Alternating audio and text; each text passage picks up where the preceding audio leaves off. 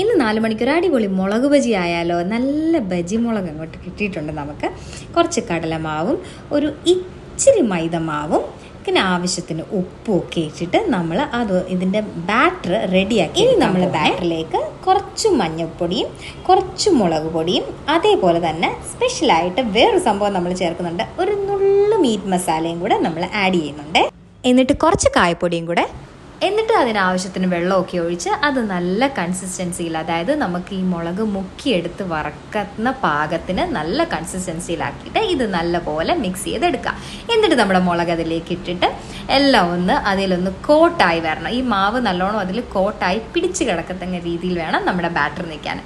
എന്നിട്ട് നല്ല തിളയ്ക്കുന്ന വെളിച്ചെണ്ണയിലേക്ക് ഇതങ്ങോട്ട് ഇടുക.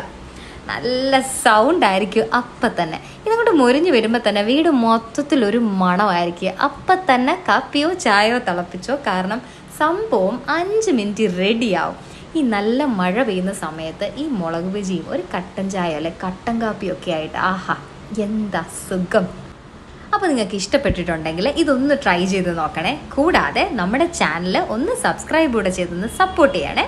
കൂടുതൽ റെസിപ്പീസ് നിങ്ങൾക്ക് എന്തൊക്കെ വേണം എന്നുള്ളതോടെ നിങ്ങൾ കമൻറ്റ് സെക്ഷനിൽ ഒന്ന് കമൻറ്റ് ചെയ്താൽ അതനുസരിച്ചിട്ട് അടിപൊളി റെസിപ്പി ആയിട്ട് ഇനി ഞങ്ങൾ വരുന്നതായിരിക്കും.